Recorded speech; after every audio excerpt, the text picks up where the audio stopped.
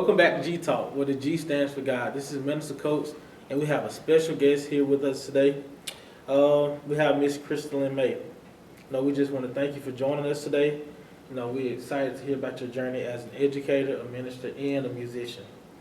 Can you start off by giving us a little background about yourself? Well, first, thank you for having me. I am, like you said, I'm Crystalline May. I'm originally from Wilkinson County, born and raised here. Went to the school system here and just enjoy teaching. I just enjoy engaging with students. And I've been in this field for about 22 years now. I'm on my way out of it, but I'm all right to keep doing what I'm doing. So how has your faith shaped your journey as an educator? To be honest with you, if it was not for the faith that I have, I don't know if I would be as successful as I am. A lot of people take their promotions, their accolades as it's all me. But my mom taught me at an early age to always, her favorite scripture was Proverbs 3, 5, and 6. Trust in the Lord with all your heart and lean not to your own understanding. And I think even growing up in church, I knew about God. And as I became older, when I met him and truly embraced who he was in my life, he has allowed me to do what I do. And my faith has been strengthened along this journey. Because it's often tested and tried. Absolutely. But as long as you keep your eyes focused on what the end is and what your purpose is, it never diminishes what the end results is going to be. Right, so what inspired you to go into education? How do you see it? Was it part of your calling, or was it just something that you were just good at? I must say it was a calling. I don't think I thought about doing anything else but teaching or education. Having so many influential people in my life that I like to say that have left a legacy. My mom being number one, my kindergarten teacher, Miss Holloway, my first grade teacher, Miss Skipper. A lot of you may not know, but she was one of those people that I saw as educators. I remember growing up with my cousin. We played school, and I was always the teacher. So I figured, okay, that's something that I must do. And then once I got into it and actually finished up the theoretical part of teaching and actually got into the classroom, I knew that this was something that I needed to do. Just to be an advocate for children and be able to hear and then also be able to speak for them.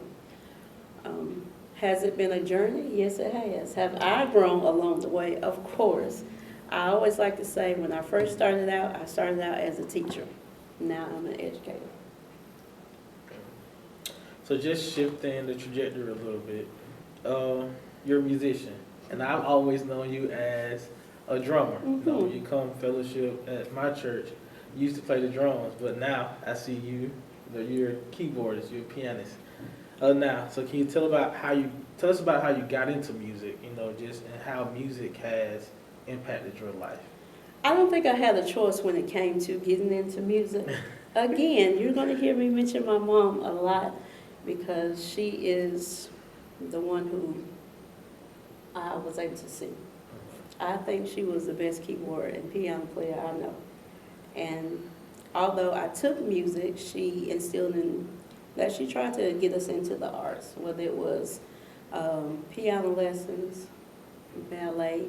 Most people probably wouldn't think that, but yes, I did it. But it was part of the arts that she always introduced us to. And so being in church and seeing her play a lot, I had no choice but to also sing because she was the musician at the time. And so I did take music, but because I like playing drums, when I got in the band in 6th grade, I was like, that's exactly what I need to do. And so it just kind of transferred over. And now it is still carrying me along my journey. I am a musician or the minister of music for several churches. Do I proclaim to be the best? Of course not. Of course not. But I just I always pray, Lord, these are my hands, so touch these hands that they may minister. So you're very impactful in many different roles in the church and in education. Okay. How does your involvement, in the music industry, or maybe the people that you come in contact with while on that journey, kind of complement your work in education? Education, being an educator is a calling, being in ministry is a calling. And I ran from the ministry part a long time. But the education part, I just kind of dive in there with no reserve. But once I got into the classroom and started to see the students and even the people that I was able to impact, I realized that, hey, they're going hand in hand. Most people think you have to be inside of a building to minister. I found out a long time ago that I didn't have to be in a church building. My classrooms became my church because these were still children, they were still souls, and I always saw them as my next people, whether it's going to be a doctor, lawyer, and so my job was to pour into them, to stir up the gift that's inside of them. Okay. So with you being so musically inclined, even on your worst day, is there a song or a scripture that, when you're going through, or, you just had it up to here with the day, that you can just listen to that kind of, brings you back? Several songs. I don't think there's just one. Whatever I feel at that time, if it's not a song that's already been written by someone, it's my own song that I make up. Just thinking on the goodness of Jesus. Just today I was singing You Are My Strength by Miranda Curtis. She recorded it. I think others may have recorded it, but that was just something that I needed today. It was kind of, just when, I guess it just depends on the day. Scripture-wise, I'll never forget, I was teaching in another county, and it was a rough day. My first instinct was to call Mom, but as I got to myself and got quiet, I heard clearly, to whom much is given, much is required. So the more you take on, the more that's required of you. And it's not so much as you're required to do more things, sometimes you just have to die to you in order to fulfill the purpose that you've been placed in. Okay. So you're in leadership. You said you were a minister of music in several churches, and you're also the assistant principal here at the school. Mm-hmm. So how do you integrate your faith, into your role as assistant principal? As assistant principal and integrating my faith into that, I still do what I do normally every day. Usually on my social media page, I usually start my day by commanding my morning. Even as I'm walking into the building, I'm still commanding my morning about how I would like today to go. And I find that if I give everything back to God first, it has no choice but to line up. Being in education, they say you shouldn't mix both of them together. But I cannot tailor or who I am or stop who I am, because I've learned too, I may hear from God, and what He tells me to say, I must say it in order to build the next person. I'm always asking God to constantly guide me, to lead me. I can't do any of this on my own, and so I need His wisdom and guidance, especially being new to the role of assistant principal.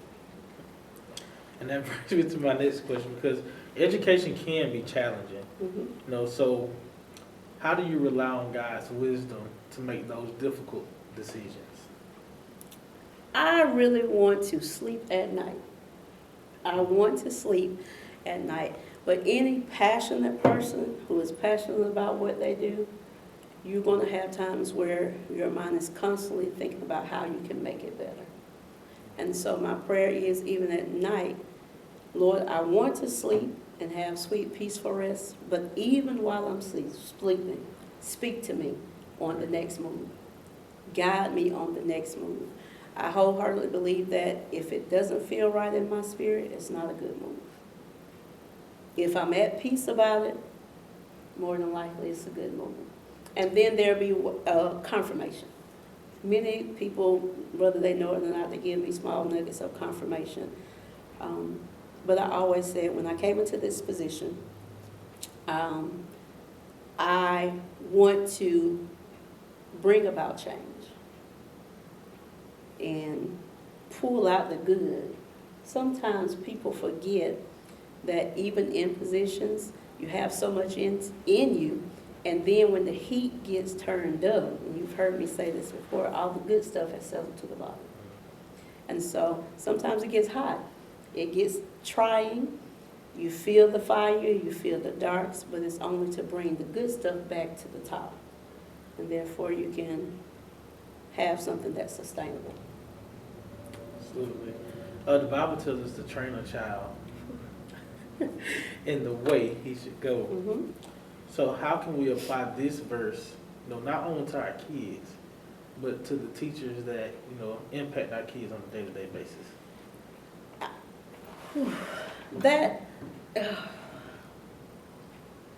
I think one thing we have to realize, even in education and as far as teachers, we have to remember that we are not perfect. We are all recipients of God's grace and mercy. Honestly, I think as educators, we forget that. We forget that you're here because of God's grace and mercy. That student is in your classroom because of God's grace and mercy. We forget. We want God to forgive us when we make mistakes, but we don't want to forgive kids when they're in the process of learning. And learning is all about making mistakes. We want them to, so we can instill with kids how we need for them to, they need that same grace. Challenge.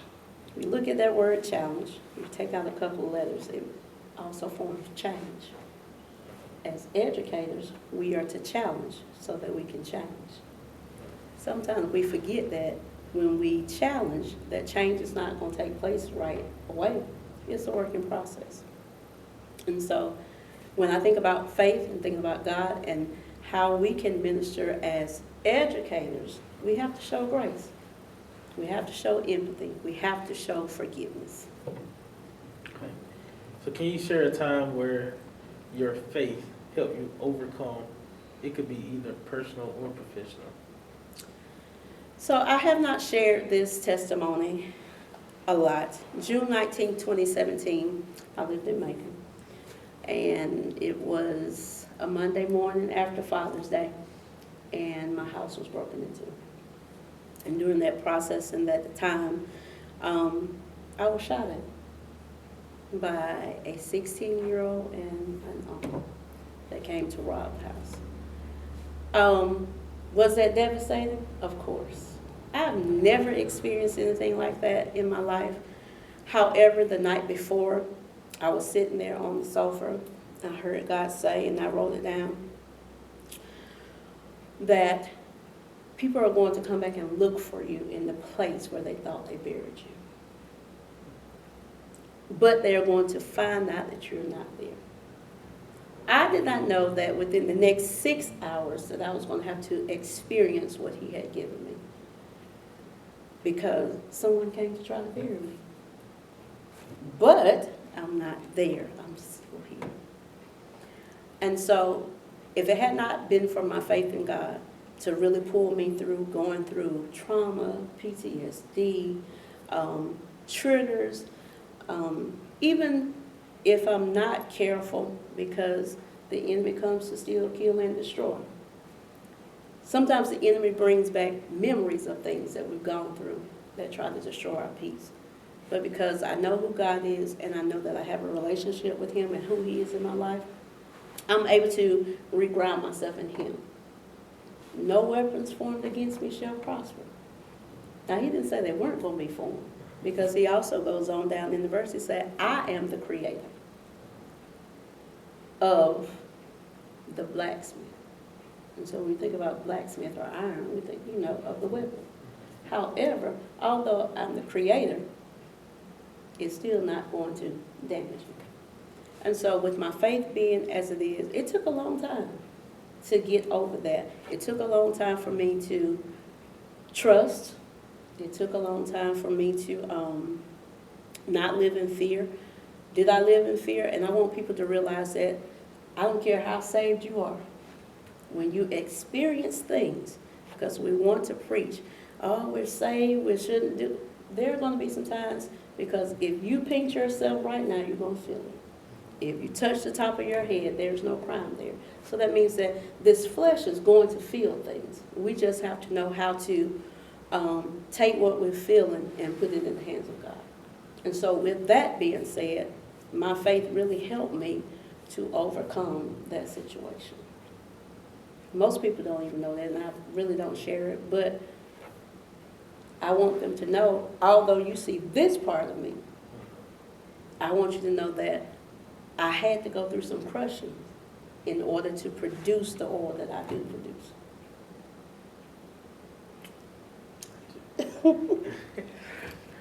So is there any advice you would want to give anybody who feels restricted or restrained while they're trying to live out their faith through their daily work?